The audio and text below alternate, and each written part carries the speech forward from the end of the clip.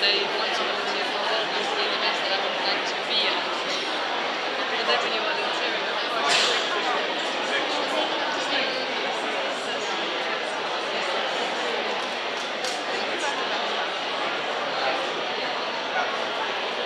Oh yes, you are my timer. Yes, we're I'm probably having ants in my hand, so I'll sit on the armrest. So maybe somewhere in the middle, regardless of where I sit. And I'll look. That's 10, yes, and then you have on 5. Okay. Okay, good. Awesome. And just sort of. I will wait. And yes, and you can even come up to me and say, you know, You stay now and yes, fun Yeah. monkey dance. yeah, because there's quite a lot of programs still after us.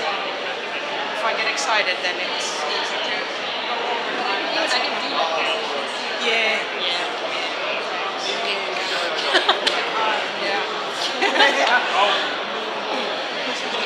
I've actually been to one event where they had first they had kind of like, you know, what you see on road construction sites, these yellow lights that go like this.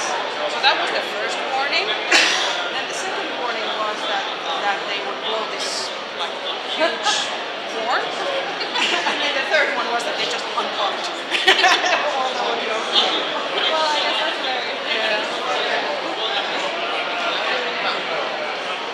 So now Maria is still missing from the first batch.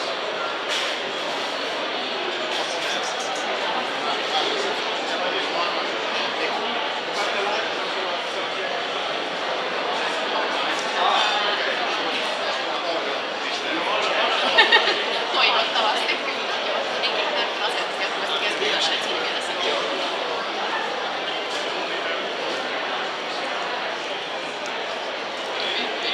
I was laughing to myself when you said, I'm wondering what morning program. Yes, I Oh, yes, I was like, okay. At least attracting flies. Huge. Yeah. No. We get to know. Okay, I see. Okei.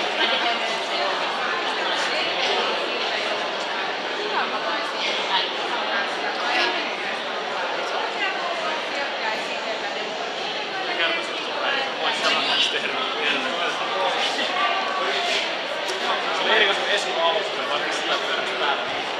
Keskittyminen ei niinku helppoa. Okei.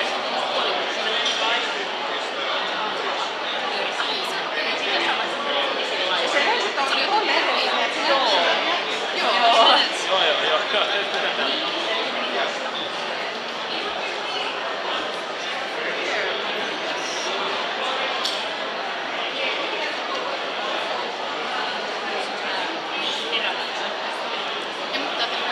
I was wondering, Matthias, would it be okay if we start off by sort of telling a little bit about the research project that we're working on? Because maybe that would be a good foundation to start with. Oh, yes, sorry. And now let's see. Yeah, Sean, nice to meet you. Yeah, me too. So, yeah. Yeah, I was already consulting. Have you been able to reach me? Yeah. Some people are looking at the whole thing. Now it's Okay, that makes things. I'll remember that makes things different. Yeah, that's true. Keep it simple. Keep it simple. we could be systems and ehdotetaan myöhemmin saatavilla. Me puhuttiin siis mun esimiehen kanssa, mitä olisi kiva editoida pätkän. Sitten se tehdään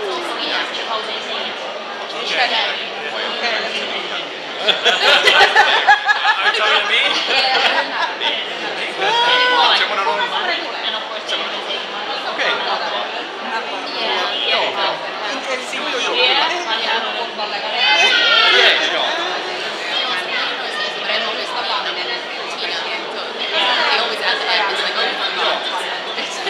Supposed to be in there.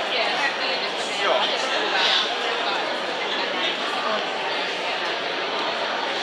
mä oon siis mä oon Markasta tällä hetkellä vielä. Mä oon niinku Marin kaveri tiimissä. Siinä on niinku oikeana kätenä. Ja tää on tää seminaari. Siinä mielessä aika mielenkiintoista, miten tää onnistuu. Että so far. Yes. But if I introduce myself in Finnish to an English speaker, hyvinhän tää näyttää.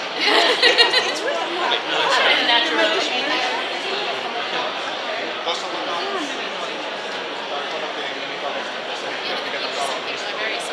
että on ollut siis vanhaa. Or they really try, like even if I introduce myself in Finnish, and they really try to pronounce it in Finnish, and it's like, I mean, I'm fine either way, but for some people it's more of a Tossa tulee critical thing than ja ne on pumpannut lattian täyteen vettä. Ja tää on simuloitu. yeah, exactly. Vesistä on lähtenyt liikkeelle ja tää on niinku siis 3 vuotta kun seminaari käytetään. Yleinen se on valtion takana. This whole time now that we've been talking, you remind me of yes. Ne on ne valokuvat sieltä verhotuksen piirissä. Se on se koko seinävalo. Sound of music. Julianne. Mä otin siitä aika paljon Do you know Sound of Music? Well, that's niin on joo. Julie Andrews, the singer, the actress.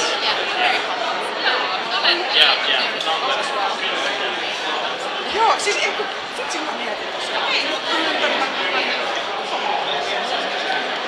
Mä menen sinne. Thank you. That's good to hear. I'm looking forward to it. Sitten tulee sellainen lämmin ja tuo fiilis jotenkin.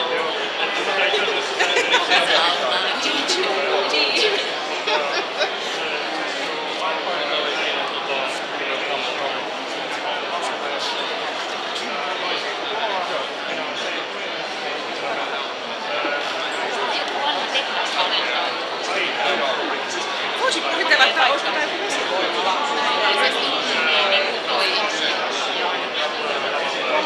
Vitsi, niin tossa. Varmaan jos noista kurkkaa, niin sitten meistä on niin firmaa tossa.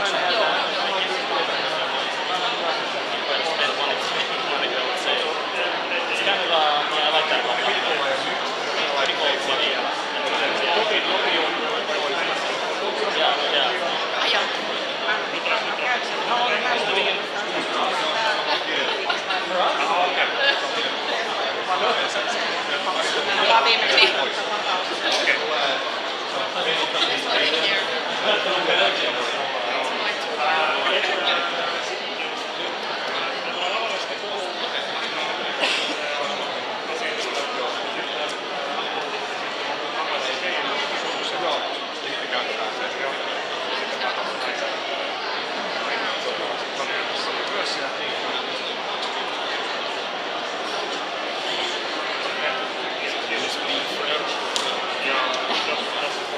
Me 6 years. Enough for learning French.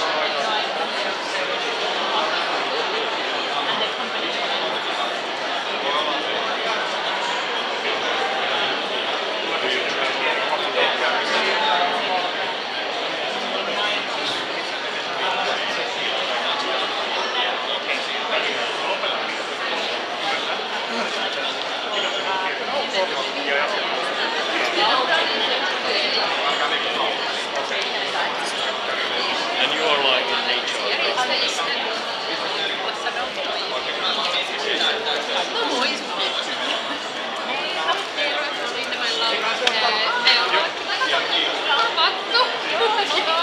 Silloin kun me käytiin teillä, niin joo. Niin. No olen jo vähän räjähtänyt. Mä olin kuin tää nyt siinä pusseja, kun ei kausi luotettu. Tänään kuullaan paremmin. Meillä oli 10 asti oli dinneriä.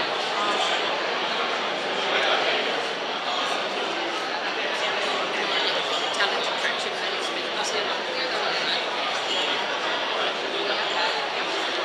Anna, me ollaan varmaan nähty. Ei Siinä, joo. En ole mikään kellot niinku. En mä mitä sä nyt teet nykyään? Niinpä. Mahtavaa. Kiva. Täällä Helsingissä. Täällä on sitten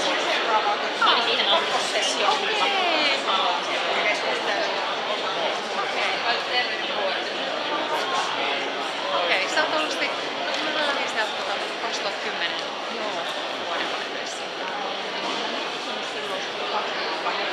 Joo. Mä muistan sut sieltä Lappiin, mä en tiennyt sit, että sä oot siellä.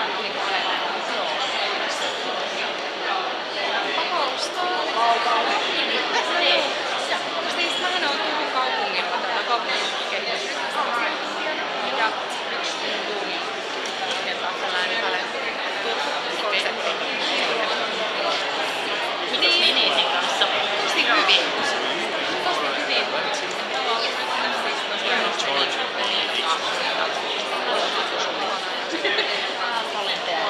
Joo. Sitten on niin paljon työvoimaa.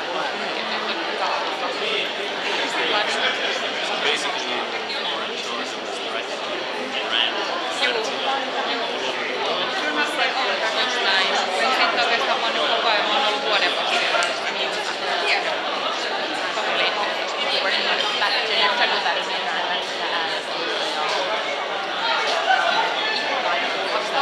Mä menin tuonne 2,5 vuotta. Eikä niin vaan tekee sitä alusta asti. Yes. Yes. Matias and Tia. Yeah. So maybe I'm wrong. Maybe that's not at all what I do.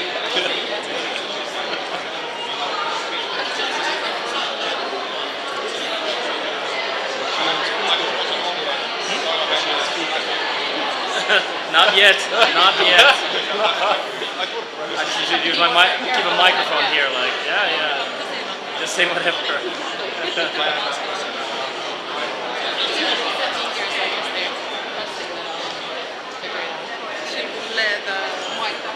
Okay.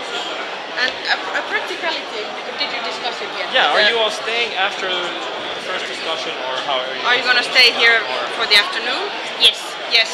So I was thinking maybe I can because I think we need to shoo you guys off the stage for the next people to come in, so I can say that you guys will be sticking around if someone in the audience because half an hour I don't think we have time for too much interaction When with all the the audience. chat's over, I can thank all of you if you're still here. Yeah. If you just thank us, then I will leave. So just give a signal that when we have to. Yeah, And wake us Oh, she'll up. take Wake us up. I'll take care of it. You're like, okay, come on, now go. Okay. Your 30 minutes is over. Yeah. Now out. So you'll be staying here for the rest of the day. Or... Yeah. Are you staying for the afternoon? Yeah. Okay. Yeah. And how about you? Are you gonna stay here after?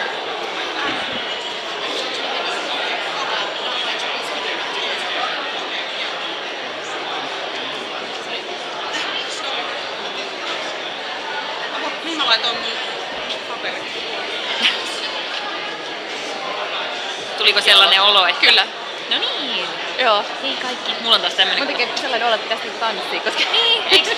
Kädet on täysin vapaana. Kyllä, tää on tosi outoa. Mä otin tän mikin, mulla on vähän niin yskää niin, että mä en ryyhky koko ajan siihen mikrofoniin. Joo. Sanoin asiaa. Mietin, että mulla on mynttoneita tuolla, että pitäisikö ottaa varuiksi sitten. Tossa tehdään. Joo. Täytyy muistaa, että mä oon nyt koko ajan tässä, että sitten ei mutista itseäni. Onko yleensä tapana mutista itseäni? En mä tiedä, mutta saattaa tulla tällainen itse. Ei ainakaan. Silmänpyöritys ei välttämättä näy. Ei ne ainakaan kuulu. Niin.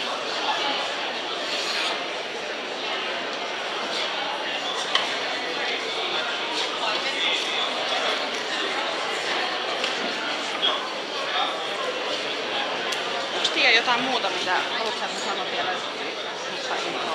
Mä kirjoitin niin lyhyen, kun mä tein pari riviä. No ei oo mitään sen isompaa.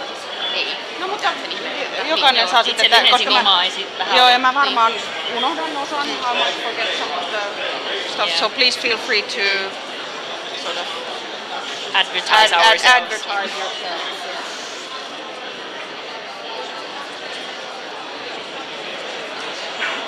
And I You work for.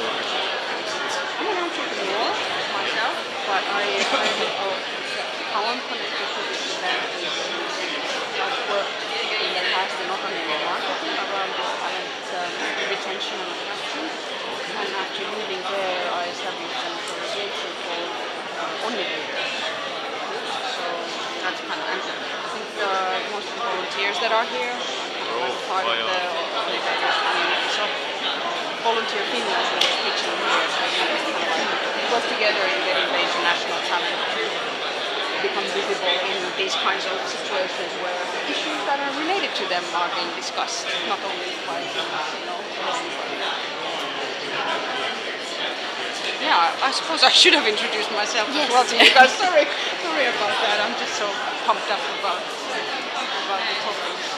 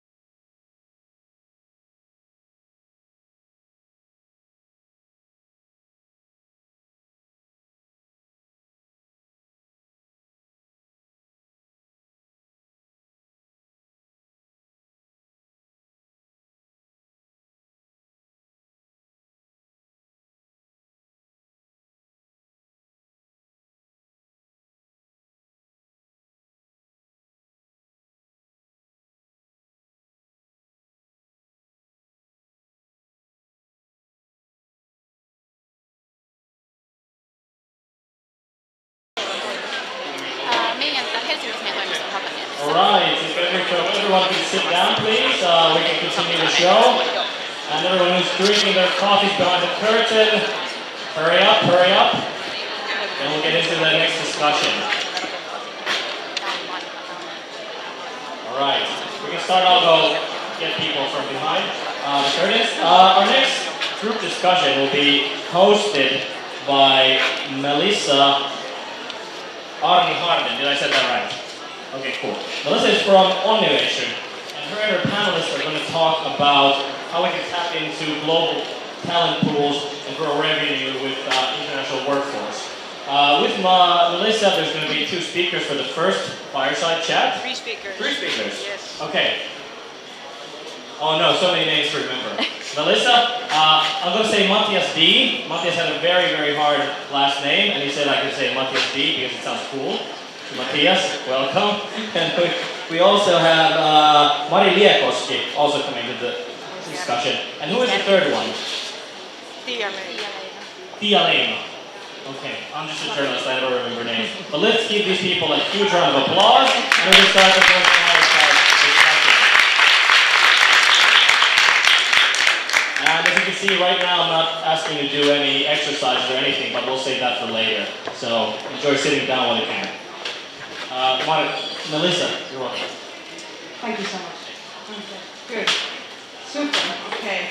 I think I'll be sitting here. I'm so excited to be speaking about this topic again. I'll give you a tip, by the way, Sean, about the weather. There's no such thing as bad weather. There's only inappropriate gear. Okay. So, welcome, everybody.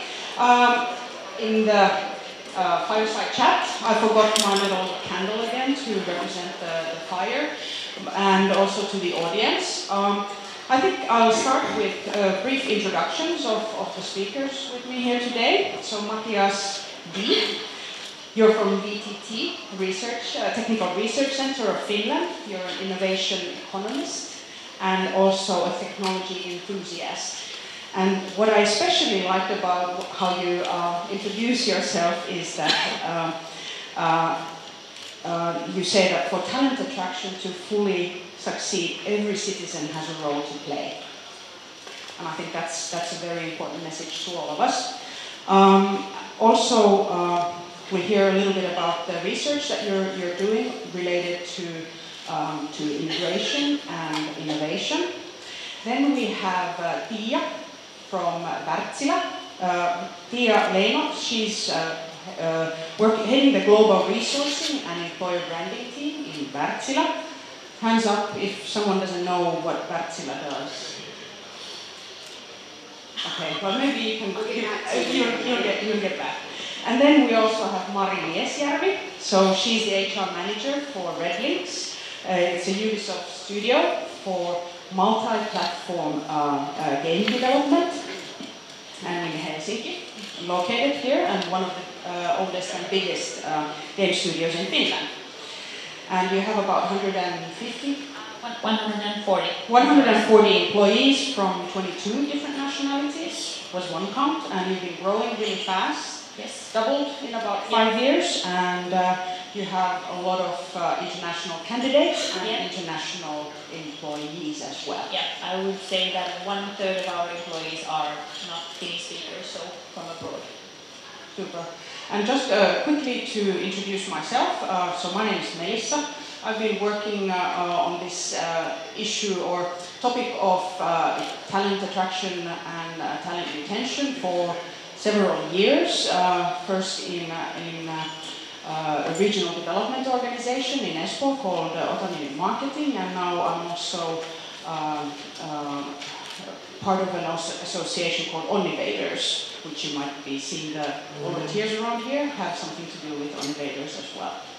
But let's get to the discussion.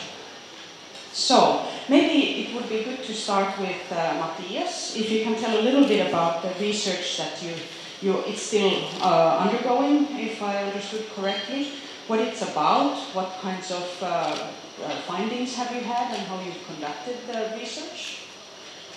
Okay, yes. So it's very good to be here. Thank you very much. And as they say, ladies first. I'm very glad that you gave me the floor right away. So basically, maybe I can have a small introduction first to kind of frame the research that may help.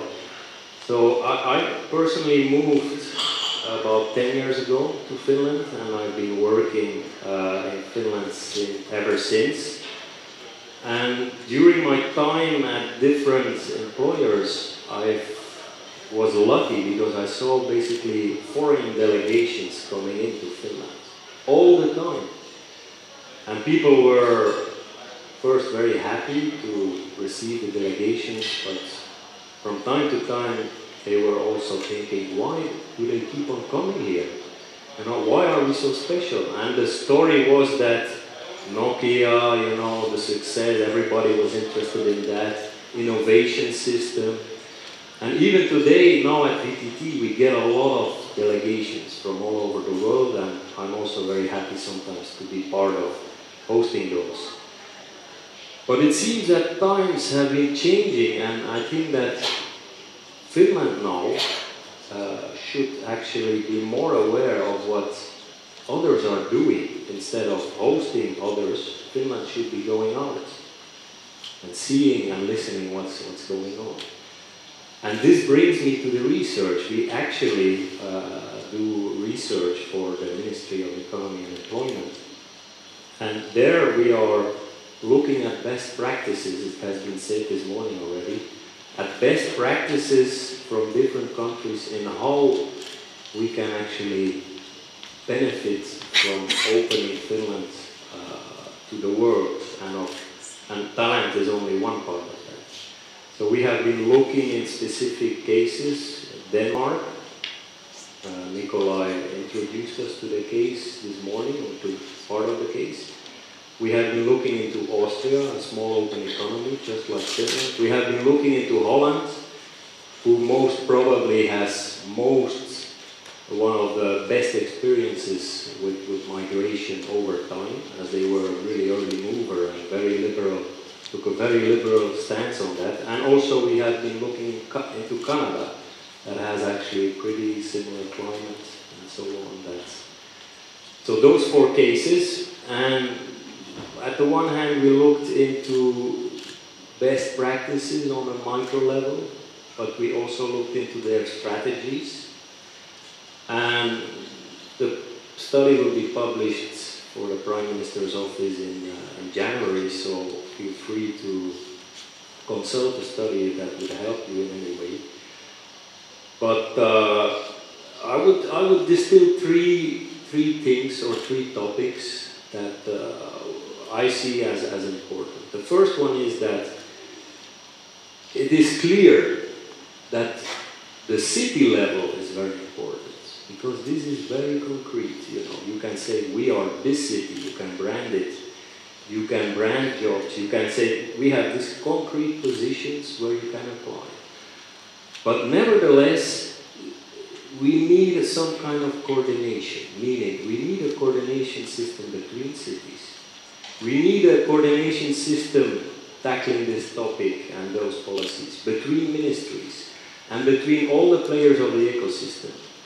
So there needs to be some orchestration in case we want to get the maximum out of this with a certain amount of money.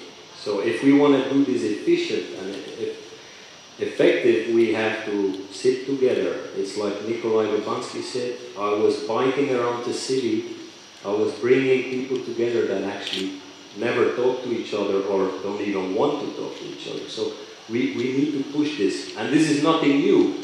Already when I was at ETLA at the time, evaluated the Finnish innovation system, we knew that different players have to talk more to each other. Nothing has changed, 10 years has passed, same message. Secondly, next to that coordination, there are two levels. The first level is very hands-on. ESPO needs more capacity for international schools. Their school is full. ESPO needs to develop, and Helsinki, around their metro stops, services that makes things more attractive. I've been working in Otaniemi over 5 years. There are no coffee shops. There was one, but it's closed in the meantime. Things like that. Very hands-on, basic stuff. Make sure you get it right. But then, more difficult is the mindset and how we can change that. And my message is, I started with it is that we have to send the Finns out. Send them out from the school kids to, the pensioners. Send them out to the world, not only Europe. We cannot only focus on the EU, unfortunately, I'm sorry to say so. We have to send them out to the world. Then the mindset will step by step. And this is a long-term process, change. And thirdly, and lastly, I'm sorry, I hope I have time to talk. Thirdly and lastly is that it's nice to know what's happening in other countries, but that's just the beginning, that's not enough. That's where we start. We are aware, it's about awareness, what's happening, what's going on. We share information much more. And then we have to go further. And one thing about this talent attraction is that, for example, we should think about access to talent. Why do we want to attract talent to Finland and lock it in here? Welcome to Finland. You close the door and please never leave again. It has been said this morning, talent circulation. I think we should really think, and this relates to digitalization. How can we access talent? And then maybe to end, this study is being done for the Ministry of Economy. Instead of talking, we have to do the walk. We have to walk the talk, meaning how many foreigners that are talented are working at the ministries. I can say at VTT, that is also publicly owned, we have a lot of foreigners and it's really great. It's great to work there. But we have to have a strategy and then also stop talking and just start doing stuff. Thank you. Thanks.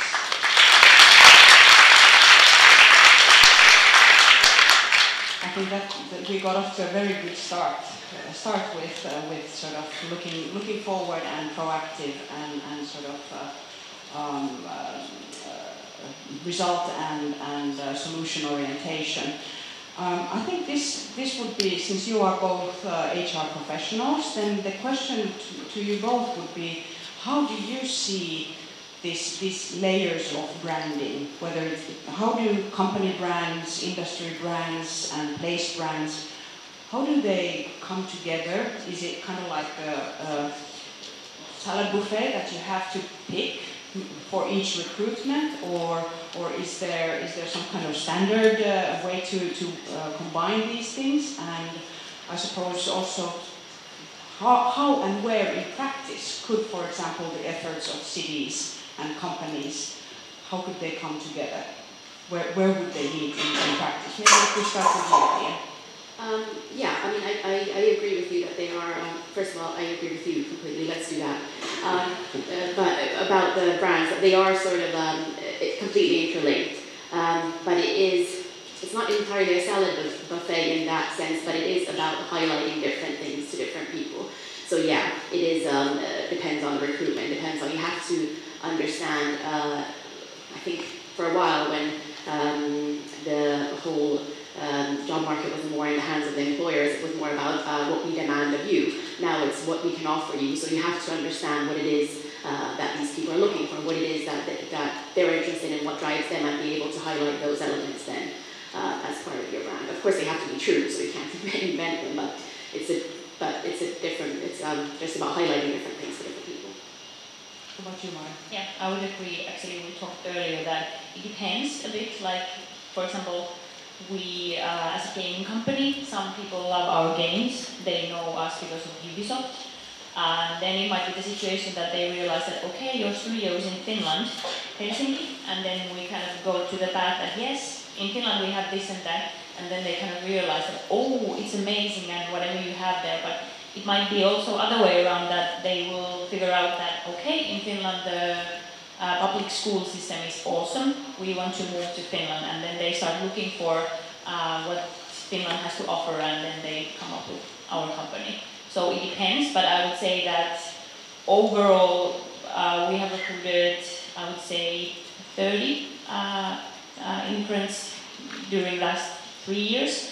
They've all been like, oh, Finland is amazing. So when they kind of come here, it's not about the weather or things. They figure out themselves that, okay, it's dark in Paris too, or in Stockholm. But what we have here, we don't kind of ourselves know how to highlight them.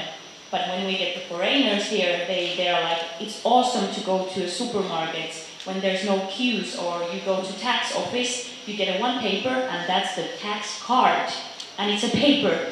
And like, yeah, that's how it works in Finland. So there are a lot of good things, and we just need to figure out that what are the ones that we need to highlight with different employees. Yeah, so there's, I mean, you said that Finland has been benchmarked as an innovation ecosystem, so there's no need, it's not impossible for us to be a benchmark for a talent attraction system in the future as well. Okay, so maybe the next question about employer branding. So in general in Finland, how do you all see, how do companies embrace employer branding in general?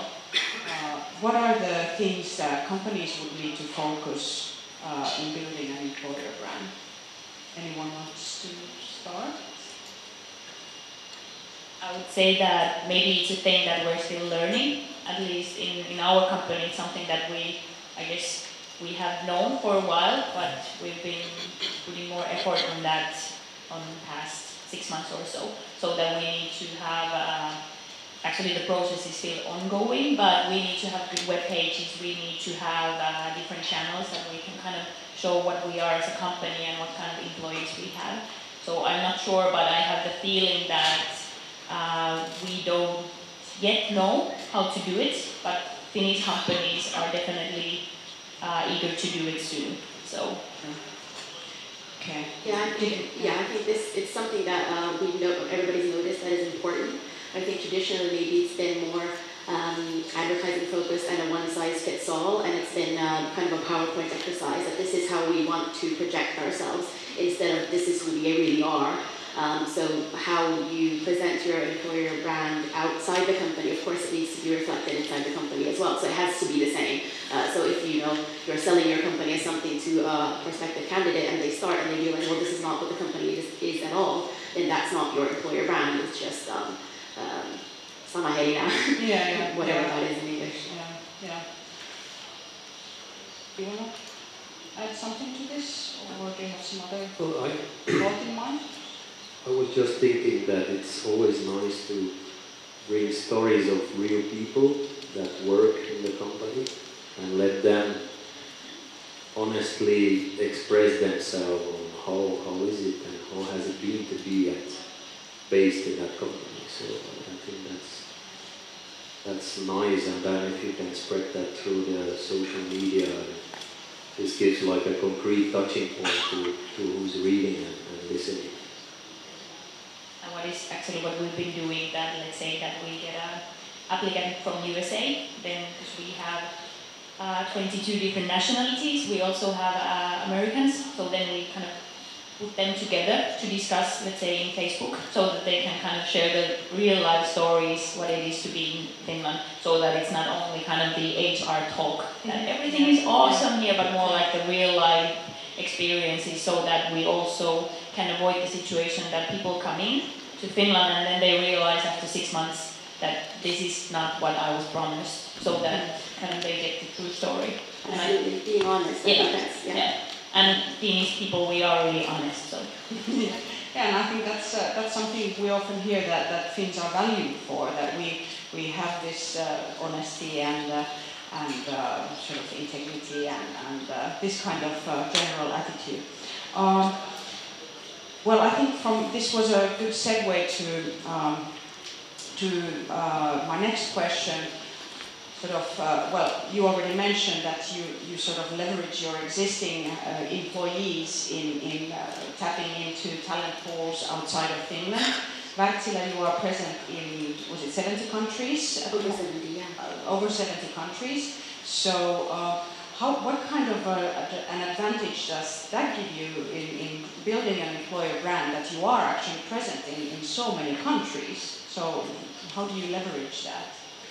Well, I mean, it's absolutely an advantage, and I think it comes down to diversity.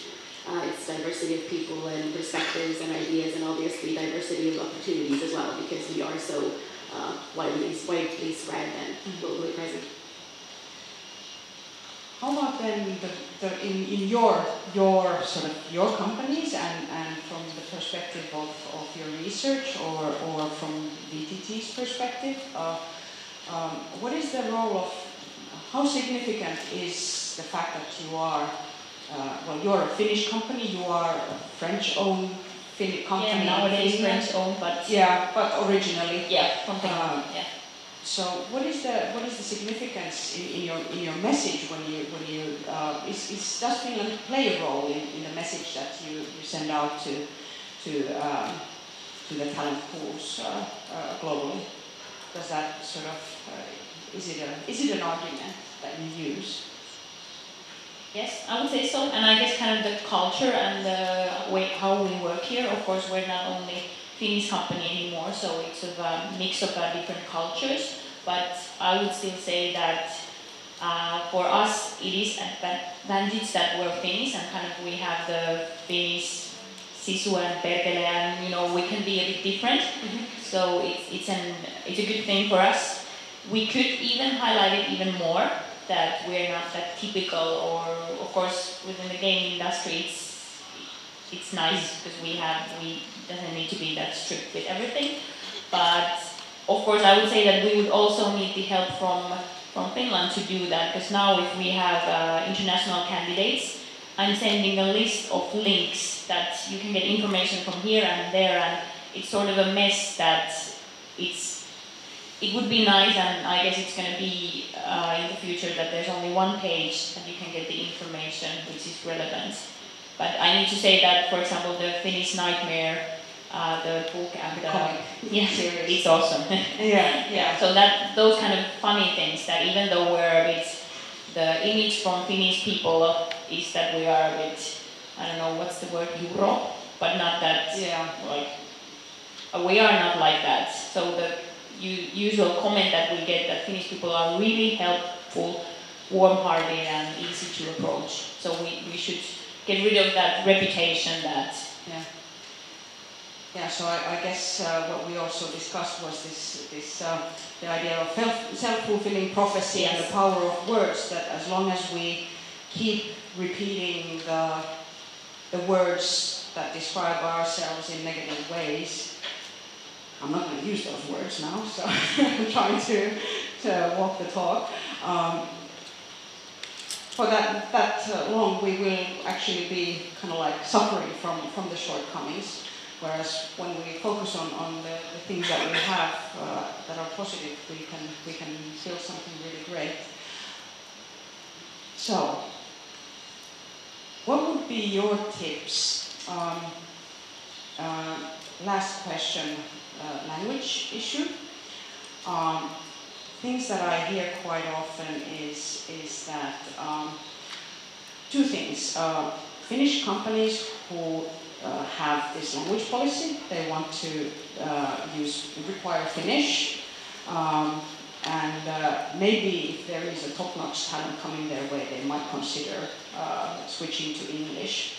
And now if, for example, the ministry and the cities want to support companies in finding the talent that they need, what should they say to a company who has this kind of a policy? What would be, what would be a message that should be delivered? Does anyone have a get rid of it? Of course, it's easy for me to say because the company language is English. Of course, if there's only Finnish speakers, we speak Finnish. But whenever there's someone not speaking Finnish, we change to English, and it's quite easy when we do it on a daily basis. But I would say that of course it's probably something that you need to learn to do, so it doesn't come for free. So that whenever there's a situation that the first non-Finnish speaker comes into the picture, so that we're not losing those ones because everyone is speaking Finnish. And that's I need to say that it's quite typical even if our headquarters is in Paris. They do know how to only speak French when there's let's say one Finnish person around. But in Finland, I think again this goes to the being modest and nice, that we kind of understand that we don't want to let this one alone, so let's change into English. And I would say that younger generations are quite okay with speaking English all the time. It's not a big topic anymore. It's more about the way of thinking again. It's not that hard. Yeah, I was also asked this hypothetical company, our corporate language is English as well, and we often even Finnish people email each other in English in case someone has to forward it, and then it's usually somebody who doesn't speak Finnish. But I would ask them to think about their goals and think about their values and think about their culture that they're trying to uphold, and what role does the language actually play in that. And I'm willing to bet it's not a big one. So it's if that means having a greater access to talent and customers or what have you, then I say yeah, do it. Okay, super. I think our time is running up. We have you are staying here. Mari and Matthias D are staying here in the afternoon. So if you have someone in the audience has some questions, you can maybe approach them afterwards here during the session. Thank you also to Mari. You have to leave, unfortunately, but I think this was a good discussion, and I think for me personally, I think the points that I would like to sort of end with. You took up this Finnish nightmares. So I think laughter is something that is really, really important. Someone has at some point sent me an email with a kind of like a, what do you call this, quote from someone that laughter is the shortest distance between people. And I think it's really true. So I think let's all try and just have a good giggle with someone. And I think we'll have a much happier place, and I think that will attract also other people to join us in the laughter. Let's give our fireside chatters a big round of applause. Thank you. And I think I would like to ask you to make some room for the next ones. Thank you, Matthias. Thank you, Pia. Thank you.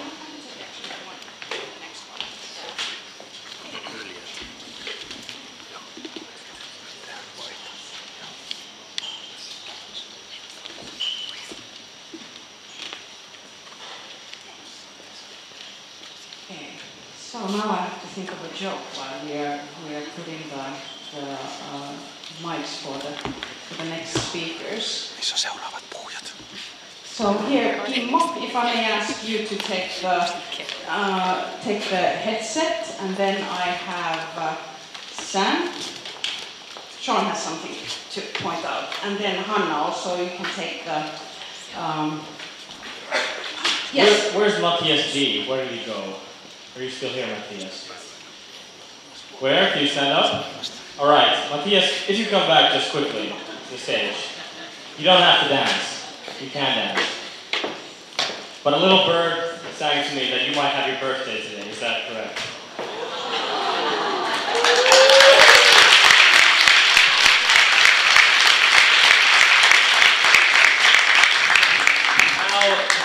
We Finns may not like to sing publicly. We love karaoke, but I thought it would be appropriate to sing this wonderful man a Finnish birthday song. So once I begin, let's sing as loud as we can. Paljon onnea vaan for Matthias D. Paljon onnea vaan, paljon onnea vaan, paljon onnea vaan, paljon onnea vaan.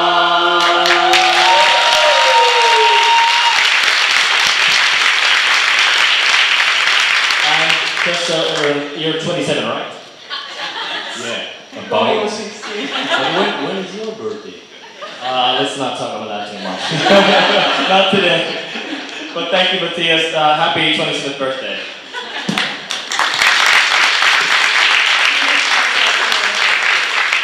Okay, that's what you're singing. And I actually, maybe you can hand over the mic to Hanna. Yes, and I think one blunder that I made, I didn't actually mention the topic of the first fireside chat, which was how to catch the best talent, how to catch the fish. So I think now I'm a bit wiser from the experience, and we move on to very logically the question of how can business be boosted with international talent. And now, this time I have here with me on stage, I have Kimmo Koivu. Kimmo is the CEO of Arc Technology, and he's a serial entrepreneur, an active member in the software community in Finland.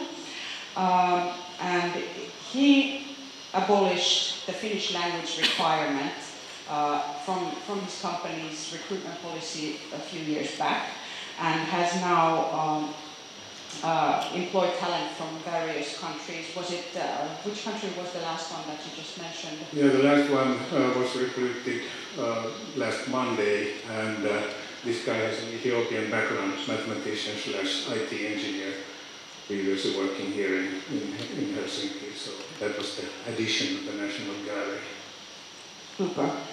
Then we have Hanna Puura from Blue Force Cryogenics. You're the head of people operation. As a humanist, I love to hear this people word in the title. Yes, my original title was HR manager, but then we discussed it at the company and decided that that sounds a bit bureaucratic and old school and like considering people as resources. And we thought that people operations is more like that we are also serving the people. So that's why the title was changed. I like it very much. Good for you. And you have been most of your professional life working with organization and human resource development in very multicultural environments. So we get to hear a little bit more about that. and then Sam. Oh, okay. You're the managing director of JS Suomi, and as far as I've understood, your company has now sort of decided that now you want to expand internationally, and a key part of that strategy is to tap into international talent pools. Am I right? Yes. Super. Wonderful. So now we can start with some tough questions. I have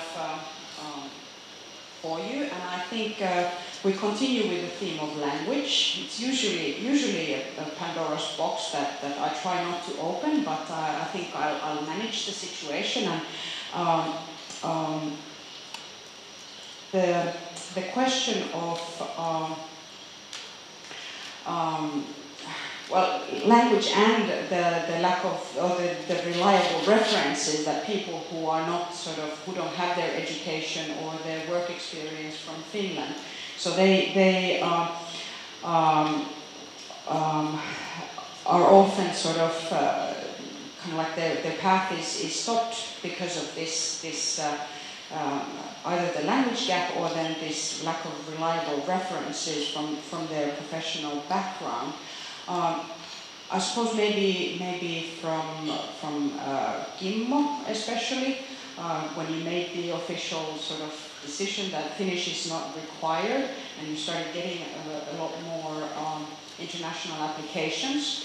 So how did you manage this state of ambiguity? If you have someone from Iran or Pakistan or somewhere applying, and you don't exactly know which university the diploma is from and so on. So how do you manage these kinds of situations?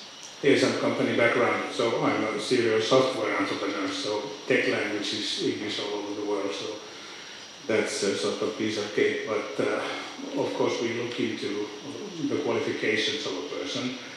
But we have this very efficient drill of hiring these new tech candidates is that it's not the management who interviews them, it's the programmers, the software developers, who can then look into what this person really can do, the technologies, because the technologies are universal, so if you're proficient in them from your previous life, you should be able to demonstrate it in these interview meetings where they actually do these tests, can you program? Like peer evaluation? Yeah, peer evaluation. That's very efficient.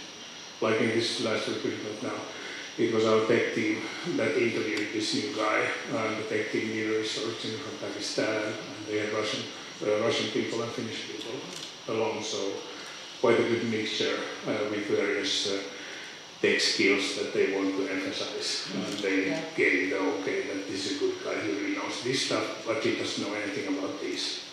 Yeah. Moving on to Sam. So you have made this conscious decision, so you're kind of like embarking on the road that Kimmo's company has already been on for a while. So what made you sort of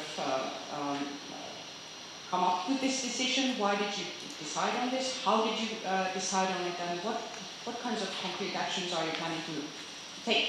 Well, this is something that we have been already doing because we are in the 10 countries. But the thing is that in my line of business, there is not a lot of similar companies than we. And when we're thinking about, for example, entering new markets, the thing is that we need to understand two kinds of culture. One is, of course, the culture of the markets that we want to go in, the culture of the country. But then, of course, what is important is that we understand, or we know that our employees know the culture of the company. And this is very important. And the thing is, when we can't go and buy talents that are ready from other companies, from abroad, the thing is that what we need to do is find people who actually have multicultural background, sufficient language skills and so on, and then we take these people in the existing offices, in the existing markets, train the culture of the company, and then we get the both. So that's actually the thing.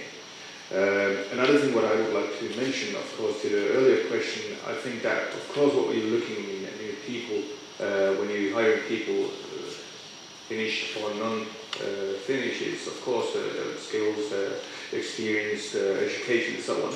But one thing what I actually think is quite important is something, the whole thing, attitude. And this is something that's really hard actually to measure. And I actually think that people with multicultural background, they actually many times have this, because they, in a way, know that they are a bit the underdog in the situation where they're searching for a job, and they really want to show that I can do this, and this is the thing. And in my line of business, when we need to educate everybody quite thoroughly into the business, so this is actually a very important term that we appreciate. So that's something that it's not always easy either to find reliable references from Finnish candidates either. So we need to, do some tests and try to find out the attitude thing. So that's something that we really try to put some weight on. Okay, thank you. I have some comment. Yeah, sure. Go ahead. I totally agree with both of you that during recruitments you should not rely on the papers as such, that you should actually see the person do the work and do the practical tests, and with the team, not just some manager who decides who to recruit, but really because the person will be working with the team in any case. And also, like you said, that this attitude is what matters. I always put motivation and mindset above formal education or something like that, because mindset and attitude is a lot harder to teach than some skill. So I really agree with both of you.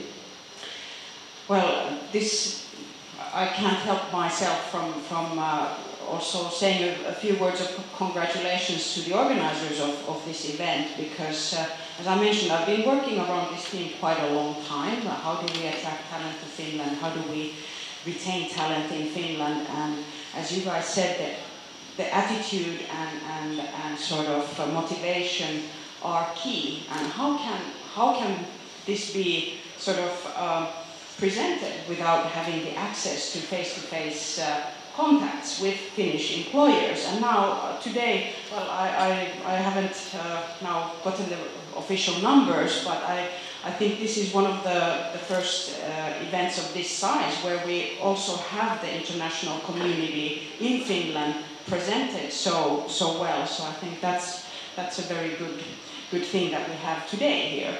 Just send your open CVs, please. I'm looking for Android developers. Yeah, you can contact me after that. Exactly. Well, that's awesome. Something I wanted to ask you, Hanna.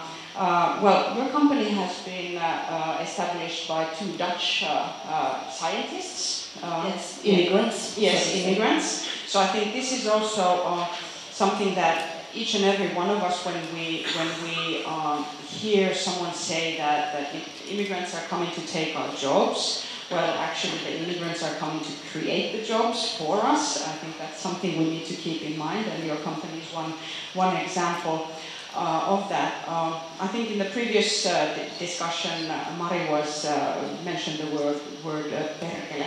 That how do you see? I mean, Dutch management, the Finnish tradition of management by perkele, and sort of trying to lead to the concrete question of how much is this talent attraction in terms of getting more international talent into Finland, how much is it a question of leadership and management skills in Finland?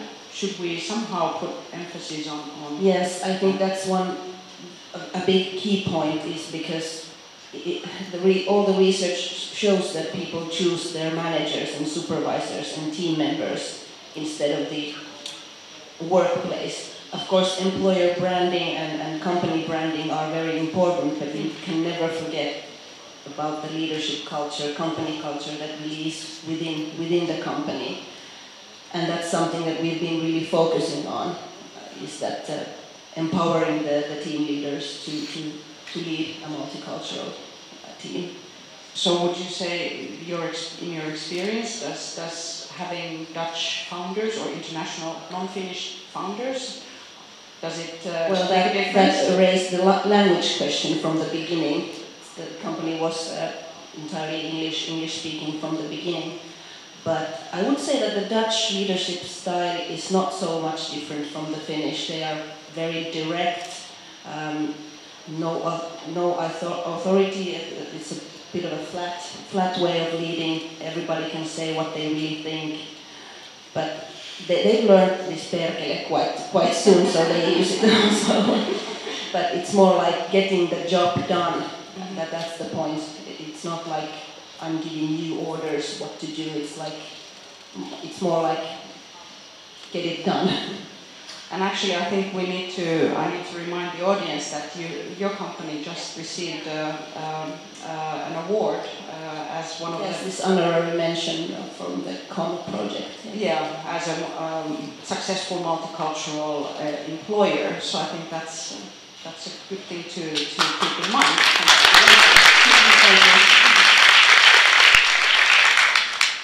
I think why we won got the mention was that we received quite good results in this survey, and the biggest thing that I found out in this survey was that it was really obvious to all the employees that why should the nationality or gender or religion or any other aspect of you, why should that matter? If you are good at what you do, you have the right mindset, that is what should matter. And people were like, why do you even ask this?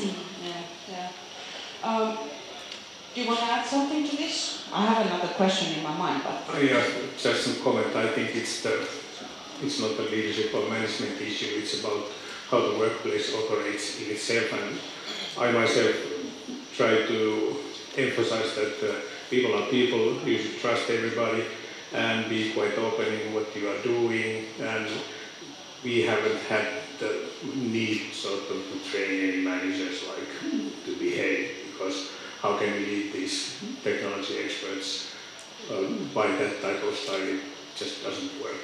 You have to trust people, and usually they perform very well. Yeah, that's what I meant, that you actually train them in working in the team. It's not like you tell somebody what to do, it's more like that the team empowers itself. Yeah, but I have to say that we put a lot of focus and training in leadership, and we use theories that we know that are good, like situational leadership and this kind of stuff. And I think we can't just tell people that, go ahead and do it. I think that it's really structured that you need to learn people also how to lead other people, and you need to base it on something really solid. And I think it's something that's could be done in lots of places. Is really work constructively with leadership, and this means not only with of course it doesn't matter with whom, but with everybody. That people know what they do, and it's based on some fact. That's something that we do a lot of also thought and pressure in our company. And it's most also that the team leaders should know what is expected of them in regards of. Many times that's the issue, is that, let's say that the goals are maybe not so clear, or people are not sure what is really expected of them. And especially important if you allow them, or if they work independently, the only thing is that you get the things done. It doesn't matter how you do it, but the results matter. So that's why it's really important that you define what is really expected. I think something, sort of a thought that comes to mind listening to you guys is that sometimes it's kind of like the link, it's made direct that a diverse team is by default more productive or more innovative. But it needs to be well managed. It needs to have the clear system within which how it works. Because if it's not managed well, if it's not sort of organized well, then it's probably even less productive than a homogeneous team. Or what do you say? Yeah, and with my previous comment, I wasn't sort of saying that we have an anarchy and everybody's doing what they like. We have these quality systems which are certified and annual reappraisals and whatever. I agree with you. It has to be clear what is expected and it has to be monitored. But on the grassroots level, how we have found out the results, because we are not hiring any people just because it's nice to hire people and give them jobs. We want these results for the customers. Most of our customers are quite large, government or enterprises, so they expect a certain level of technical capability and service capability. And in building that type of capability in the company, we have found out that quite much contribution has come to software development in general from these people who have come from other cultures. They think about a bit differently, they use the tools a bit differently, everybody benefits. Sounds good. Would you agree that because nowadays also, or for quite a long time, talking about cultural communication skills, intercultural communication skills and cultural differences, would you agree that actually personality types are more relevant, that a person who has from Lapland and a person from Helsinki, Finns both, but their personalities are totally different, might not get along as well as a Finn in Lapland and a Chinese person in Beijing who kind of like have the same type of personality? What do you think? Well, personalities, of course, affect. We are all people, and people are different no matter where they come from, and it depends. But I would say it also depends on what they are interested in, what motivates them. That can be like a common factor that really binds people together, even if they are different personalities. But if they find this common interest and common goal and the same thing motivates them, you can relate to that person quite easily. And by the way, you should hire different types of personalities. It doesn't work if you only hire extrovert people or yeah. So maybe to conclude this session, one more question, coming back to this issue of demonstrating the right kind of attitude and the motivation, since we have quite a few international talents here in the audience as well. If they what would be your tip to them on how to develop the pitch? How should they? I mean, usually it is, hi, I'm Melissa from here, I have graduated from there, I have this kind of work experience and I'm looking for new challenges. Or would you have some other kind of approach that you would recommend? Well, the easy approach, by the way, my short email is kimo@arc.fi, so you can send me an email, call me or Skype me, but usually just approaching, and I'm not now answering your question, but what I think about these personalities and different people, those practical small issues are the funniest ones, like what do you offer if you have Vappu party in your company, or Christmas luncheon, because if people come from different religions, some things are not allowed and some things are perhaps not in the Finnish tables. And solving those problems with people from different cultures is quite nice, and it brings this togetherness to everything. How about Hanna? Would you have some kind of recommendation on how to approach employers in Finland? How to leave a mark that will eventually open? Well, actually, I don't think it's so different from, foreigners to Finnish people. I think the main thing is that you have to be authentic.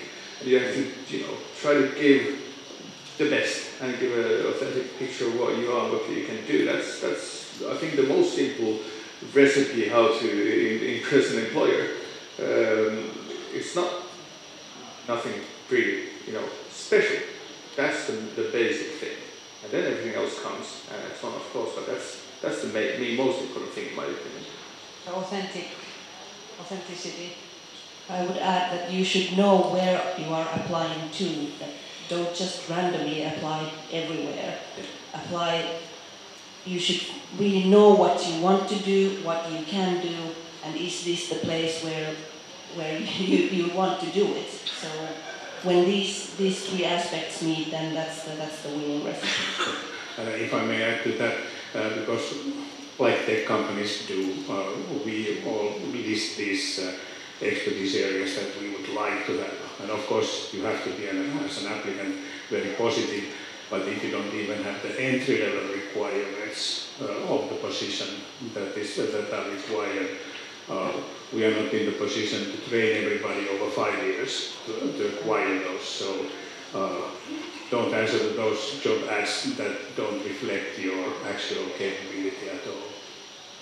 But also remember that you can send an open application if it's an interesting company and you might have something else to offer.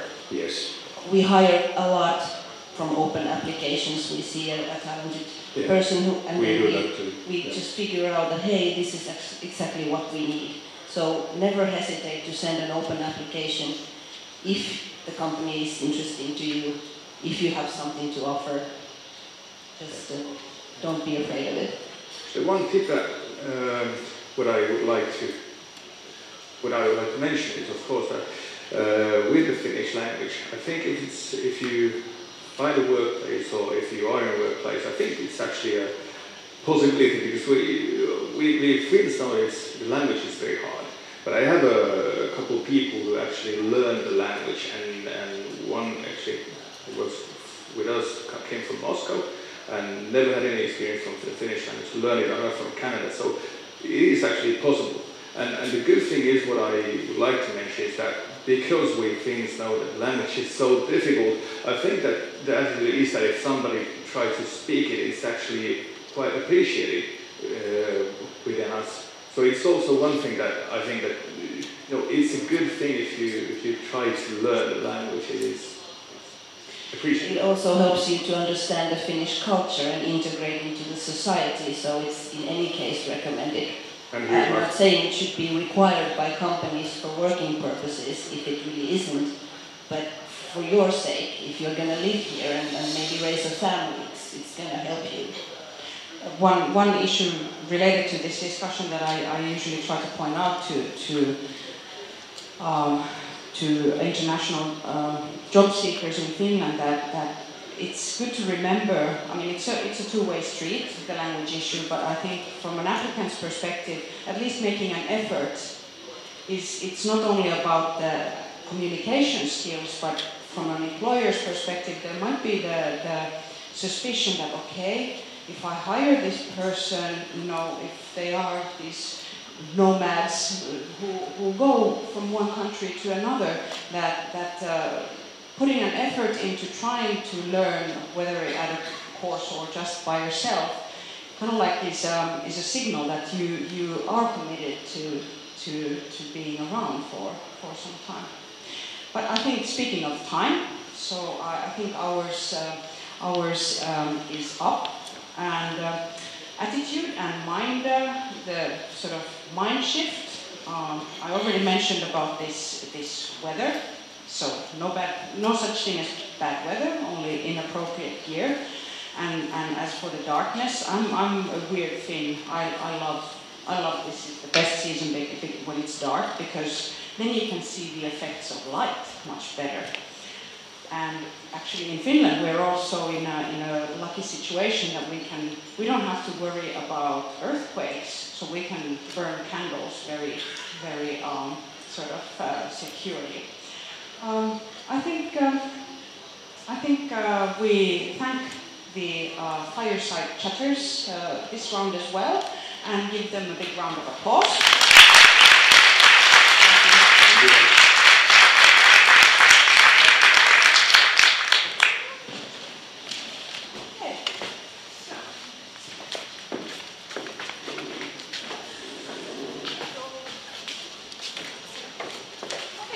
And thank you on my behalf as well. Thanks.